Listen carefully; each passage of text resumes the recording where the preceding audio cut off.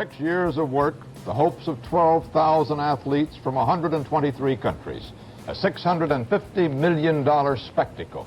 It all stopped today in Munich. The Olympic Games in suspension. The spotlight taken instead by a gang of Arab fanatics and their Israeli hostages. The full story in a moment. Wow, that is a legendary, Walter Cronkite. Legendary is a word on the CBS Evening News back in the day, reporting the deadly terrorist attack at the 1972 Summer Olympics. Palestinian militants took 11 Israeli hostages, and all of them were killed. The TV coverage of that tragic attack is a focus of a new movie. It's called September 5, which, by the way, just received a Golden Globe Best Picture nomination. It is that good. It follows the ABC sports broadcasting team that shifted from reporting on Olympic competition to live coverage of a hostage situation.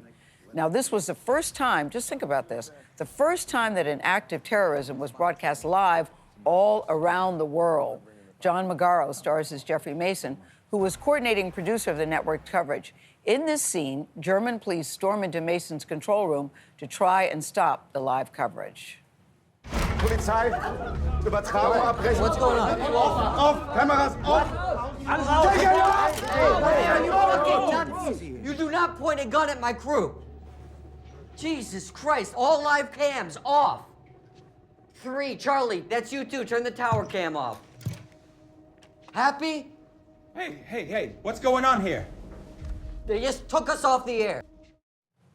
Well, first on CBS Mornings, we're very happy to say that John Magaro and the real Jeffrey Mason, the real Jeffrey Mason, join us in the studio. I'm going to start with you, the real Jeffrey Mason, because this incident was so shocking at the time. We couldn't even comprehend that something like this was possible.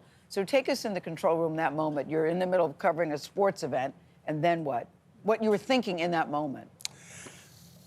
What I was thinking was, oh my God, this is a pretty hefty story we're looking at here. Yeah. At 6 a.m. in the morning. Yeah. And I better get Arledge on the phone because he's our fearless leader. Yeah.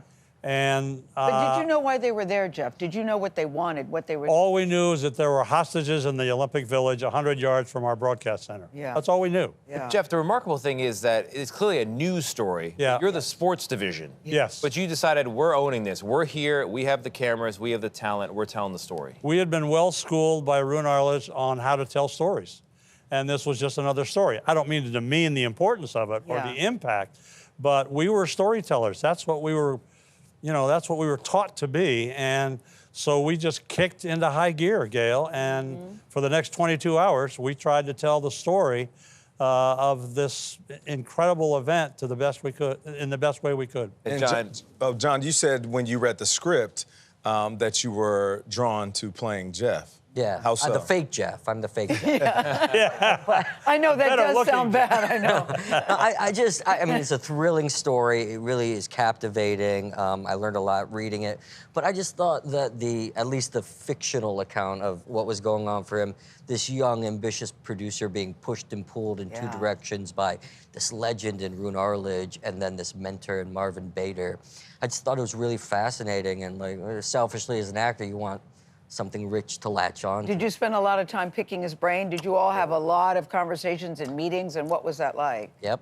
We did, and that impressed me about the other Jeff Mason. Yeah. I was impressed by the degree of authenticity that the entire team wanted to lend to this story. I think that was a focus. We really wanted to respect the legacy of what had happened and the people in that room on that day. Which made me very comfortable. Yeah. Absolutely. And he did a terrific job. Playing Thank you. you. Yeah. You, I mean, the moments, 900 million people. How old were you back then? 32. 32. 32 years old. Yeah, it was my fourth big show with Arledge. 32. And you were coming in on like the 4 a.m. shift. It wasn't Yeah. like the primetime players weren't coming in. You were basically just keeping the lights on. I remember the bosses go away. They're like, wake us up if something happens. Oh, we got Jim McKay out of the swimming pool back at the hotel. Doing his morning laps. Today was going to be a day off. So I said to Margaret, his wife, I said, get him in here. We need him like now. John, as part of your research, you followed CBS producers and writers, some of them from CBS. What were you looking for and what did you learn? Well, I mean, anyone who's been in a control room like here, this entire staff knows it. It's a very specific language. And I've been saying it's almost like conducting an orchestra or learning an instrument. I've learned instruments for other roles before, and I felt it was very similar. And anyone who's been in the situation would see through it if we were doing it fake.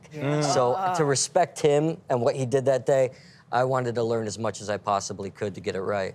And what we did is we got John and his colleagues into the control room here at CBS Sports on the weekend. Sean McManus, the chairman, got them into the studio, let them watch the dynamic, let them watch how it unfolds, learn the language, etc. Embrace the chaos. Oh, yeah. Yeah. But you were on the air for 22 hours straight live. Live. So how do you process that, and how did it affect you? Because I can't imagine being on the air 22 hours, going back to my hotel room and doing what? Didn't you do it for the election?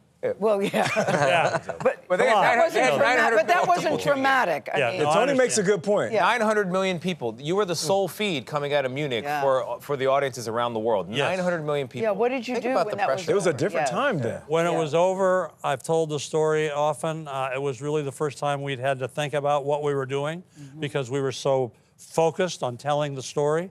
Don Ohlmeyer, my colleague, who was one of our directors, went back to the hotel, built ourselves a huge cocktail at 3 o'clock in the morning, and just had a good cry. Wow. Like real tears. A real cry. Well, listen, John McGarl, Jeffrey Mason, thank you so much. We Thank appreciate you.